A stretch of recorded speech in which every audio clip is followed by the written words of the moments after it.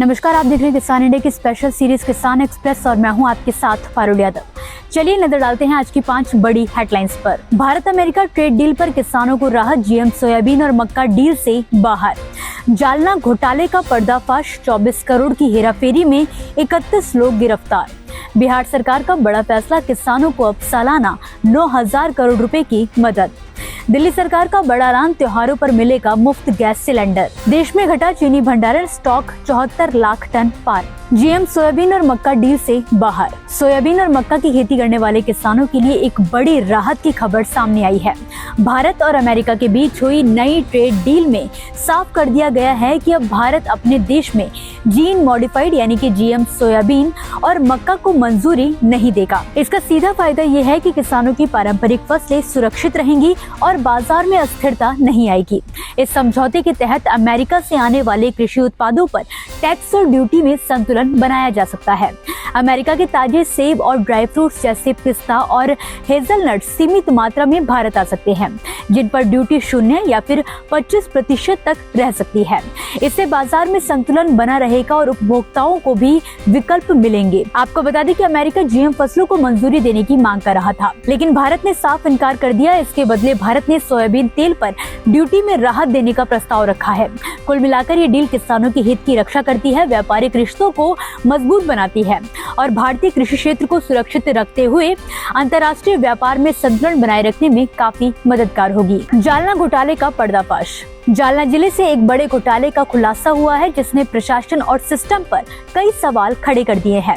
अतिवृष्टि से प्रभावित किसानों के नाम पर दिए जाने वाले अनुदान में करीब 24 एकड़ 90 लाख रुपए का घोटाला सामने आया है। इस मामले में अब तक 31 आरोपियों को गिरफ्तार किया जा चुका है। ये कार्यवाही जालना की आर्थिक अपराध शाखा की टीम ने अंबड और घनसावंगी तहसील में की है। दरअसल भारी बारिश और प्राकृतिक आपदा से किसानों की फसलें खराब हुई थी, जिसके बाद सरकार ने राहत अनुदान घोषित किया था, लेकिन कुछ अधिकारियों और कर्मचारियों ने मिलकर फर्जी किसानों के नाम बनाए और अनुदान की रकम निकाल ली। जांच में सामने आया कि आरोपियों ने नकली दस्तावेज तैयार किए, कंप्यूटर सिस्टम में भी हेराफेरी की और कागजी व डिजिटल रिकॉर्डों को नष्ट कर सबूत मिटाने की पूरी कोशिश की है। इस घोटाले में राजस्व विभाग के अधिकारी, कर्मचारी, कंप्यूटर ऑपरेटर और नेटवर्क इंजीनियर तक शामिल पाए गए हैं। कुछ आरोपियों की संपत्ति जब्त कर ली गई है और बैंक खाते फ्रीज किए गए हैं। फिलहाल 4 आरोपी फरार हैं, जिनकी तलाश जारी है। बिहार सरकार का बड़ा फैसला। बिहार विधानसभा में पेश किए गए राज्य बजट 2026 से 27 में किसानों को बड़ी राहत देने का ऐलान किया गया है। मुख्यमंत्री नीतीश कुमार के नेतृत्व वाली सरकार ने मुख्यमंत्री किसान सम्मान निधि योजना के तहत राज्य के किसानों को सालाना 3,000 रुपए की अतिरिक्त सहायता देने की घोषणा की है। सरकार का कहना है कि इससे छोटे और सीमांत किसानों को सीधा लाभ मिलेगा और खेती की बढ़ती लागत में दबाव कम होगा। वित्त मंत्री बिजेंद्र प्रसाद यादव ने बजट भाषण में बताया कि कृषि रोड मैप 4 पर तेजी से काम किया जा रहा है और किसानों को आर्थिक रूप से मजबूत बनाने के लिए सरकार की प्राथमिकता जोरों पर है। ये अतिरिक्त सहायता पीएम किसान सम्मान निधि के साथ मिलेगी, जिससे किसानों को केंद्र से मिलने वाले 6,000 रुपए के अलावा राज्य की ओर से 3,000 रुपए और मिलेंगे। इस तरह कुल सालाना सहायता 9,000 रुपए हो जाएगी। बजट में सिंचाई, हर खेत तक पानी, ग्रामीण सड़कों और बिजली आपूर्ति को मजबूत करने पर भी जोर दिया जा रहा है। आपको बता दें कि बिहार का कुल बजट 3,47,000 करोड़ रुपए तक पहुंच गया है, जो अब तक का सबसे बड़ा बजट है। सरकार ने विकास, कृषि और ग्रामीण अर्थव्यवस्था को केंद्र में रखकर खर्च को बढ़ाया है और राजकोषीय घाटा 3% से कम रखने का दावा किया है। यहाँ मिलेगा मुफ्त गैस सिलेंडर। महंगाई के इस दौर में जब रसोई का बजट हर परिवार के लिए चुनौती बना हुआ है, ऐसे वक्त में दिल्ली सरकार ने लोगों को बड़ी राहत देने का ऐलान कर दिया है। होली और दिवाली जैसे बड़े त्योहारों से पहले मुख्यमंत्री रेखा गुप्ता ने राजधानी के लाखों परिवारों को खास तोहफा दिया है।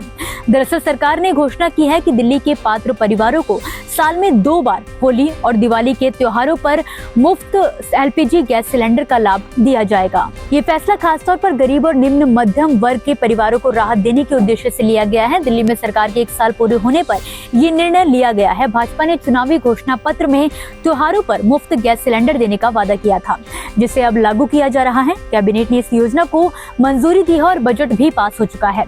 सरकार सीधे सिलेंडर नहीं देगी, बल्कि 853 रुपए की राशि डीबीटी के जरिए जरिए लाभार्थियों के खातों में भेजी जाएगी। ये लाभ वैध राशन कार्ड धारकों को मिलेगा और करीब 17,50,000 परिवार इससे जुड़ सकते हैं। पीएनजी उपभोक्ताओं को भी इसमें शामिल किया गया है। इस योजना के लिए 242 करोड़ रुपए का प्रावधान किया गया है। देश में घटा चीनी भंडारण। देश में चीनी के भंडारण में लगातार गिरावट दर्ज की जा रही है। 31 जनवरी तक देश में चीनी का स्टॉक सालाना आधार पर 11% घटकर 74,49,000 टन रह गया है, जबकि पिछले साल इसी अवधि में ये 84,61,000 टन था। ये गिरावट ऐसे समय में आई है जब मौजूदा चीनी सीजन के दौरान अक्टूबर से जनवरी के बीच उत्पादन में 17% की बढ़ोतरी हुई और खपत में करीब 4% की कमी दर्ज की गई है। उद्योग विशेषज्ञों का कहना है कि चीनी मिलों की नकदी स्थिति ना तो चीनी बिक्री से और ना ही एथेनॉल से सुधरती दिखाई दे रही है। बिजनेस लाइन की रिपोर्ट के मुताबिक उत्तर प्रदेश में इस साल करीब 20 लाख टन कम गन्ने की पेराई हुई है और रिकवरी रेट 10% से नीचे बना हुआ है। जनवरी जैसे पीक महीने में भी राज्य के चीनी उत्पादन में करीब 3% की गिरावट आई है। इस सीजन की शुरुआत में ही ओपनिंग स्टॉक 50 लाख टन से कम था, जबकि पिछले सीजन में करीब 80 लाख टन था। सरकार ने ना तो चीनी का न्यूनतम बिक्री मूल्य बढ़ाया है और ना ही एथेनॉल कोटा दिया है। हालांकि 15 लाख टन चीनी निर्यात की अनुमति दी गई है। इस्मा के अनुसार आने वाले सालों में चीनी की खपत में 1.5 से 2% सालाना बढ़ोतरी का अनुमान जाहिर किया गया है, जो मुख्य रूप से औद्योगिक मांग से आएगी। तो दोस्तों, फिलहाल के लिए किसान एक्सप्रेस की 5 बड़ी खबरों में बस इतना ही। आप मुझे दीजिए इजाजत और इसी तरह खेती किसानी से जुड़ी जरूरी और बड़ी खबरों के लिए आप देख रहे किसान इंडिया। धन्यवाद।